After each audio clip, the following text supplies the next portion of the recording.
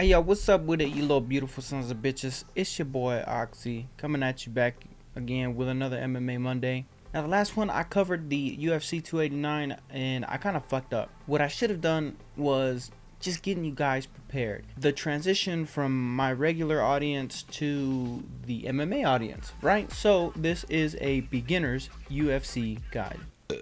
UFC and MMA are not the same thing. UFC is an organization in which the sport of MMA, meaning mixed martial arts, takes part in. The main aspects of MMA are wrestling, jiu-jitsu, Muay Thai, boxing, and kickboxing. Those are the main styles that you will see in today's current MMA world. Let's do a rundown of each of the divisions and how much the weight class is. We have the straw weight, which is at 115 pounds. That is a women-only division at this point in time. You have flyweight, which is 125 pounds. You have bantamweight, which is 135 pounds. You have featherweight, which is 145 pounds. You have lightweight, which is 155 pounds. Welterweight at 170 pounds. Middleweight at 185 pounds. Light heavyweight at 205 pounds. And heavyweight with a maximum limit of 265 pounds. The ranges in between of what these weight classes are classified at are in between the limit of the weight class and the previous weight class.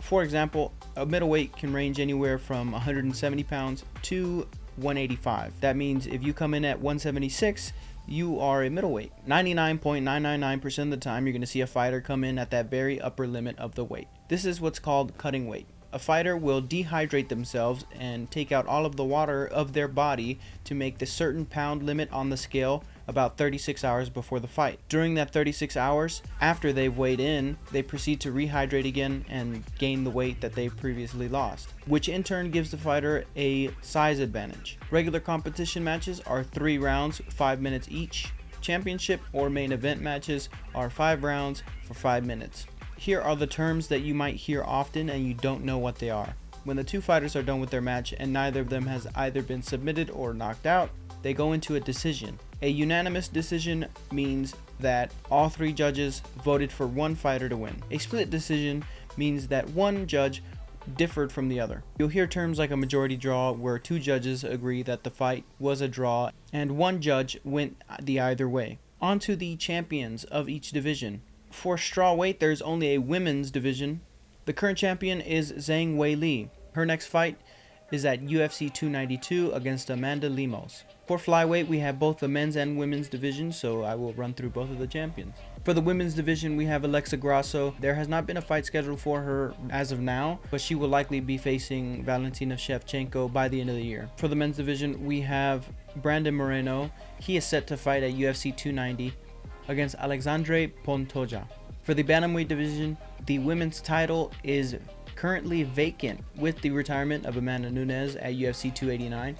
And for the men's division, we have Aljamain Sterling, who recently beat Henry Cejudo and is set to fight Sean O'Malley at UFC 292. For featherweight, the women's division is up in shambles at this point in time. Dana White has no idea what the fuck to do with it. I think he's going to essentially burn it. That title was once held again by Amanda Nunes. For the men's division, we have Alexander Volkanovski.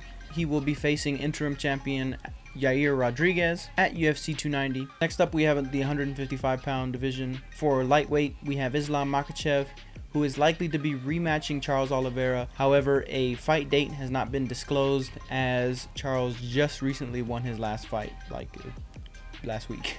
For the welterweight division, we have Leon Edwards as the champion. He does not have a fight date set. However, he will likely be facing Colby Covington or Khamzat Chimaev, most likely by the end of the year. For the 185-pound division, we have Israel Adesanya. Israel Adesanya will likely be facing the winner of Robert Whittaker versus Dricus du Plessis.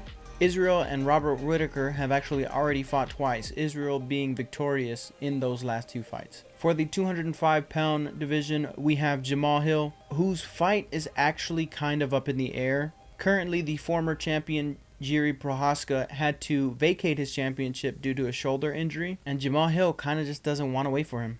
And finally, for the heavyweight division, we have the champion and greatest fighter of all time, Jon Jones, who will likely be facing the greatest heavyweight of all time in Stipe Miocic. This is extremely likely, considering that the contract is in the works. The bout may be scheduled for later this year, or potentially early next year. but it's most likely going to be later this year. If you guys are looking to try to get into it right now, currently The Ultimate Fighter, the show with Conor McGregor and Michael Chandler across each other as coaches, is currently airing on ESPN. Also, this weekend, Saturday, we have a featherweight contender matchup.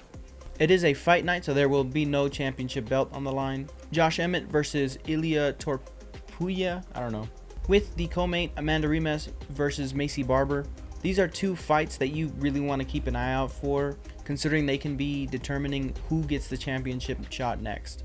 Interim champions. What does it mean? This has split up the MMA community for I don't know how long. Really, it's just the shiny prize for being the #1 contender. Basically, the guy who has beaten everybody except for the champion. These belts are likely given out when a champion is either busy or is unable to fight. Most recently actually being Alexander Volkanovski. Now, the reason why Yair Rodriguez has the interim title shot and the reason why he didn't immediately just fight Volk for it was because Volk had actually moved up to 155 pounds to fight now current champ Islam Makhachev. Now, if you guys are actually looking to watch a fight, here are some of the best fights that I can recommend. You want a Jędrzejczyk versus Zhang Weili 1. Marvin Vettori versus Paulo Costa. Pretty much just two roid raged out motherfuckers just banging heads and swinging banging. Justin Gaethje versus Michael Chandler. Michael Chandler versus Dustin Poirier. And Michael Chandler versus fucking Charles. Anybody at that point. And those are just some fights that I can list off the top of my head. Thank you guys so much for watching this episode of MMA Mondays.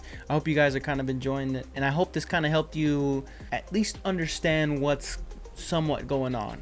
I'm going to do introduction videos, basically introducing you guys into certain divisions. Next week, we're going to be looking at the 145-pound division just to get you guys prepped and ready for UFC 290. They will be a bit sporadic dependent on the current pay-per-view cards that are going on. So, just deal with it, dog.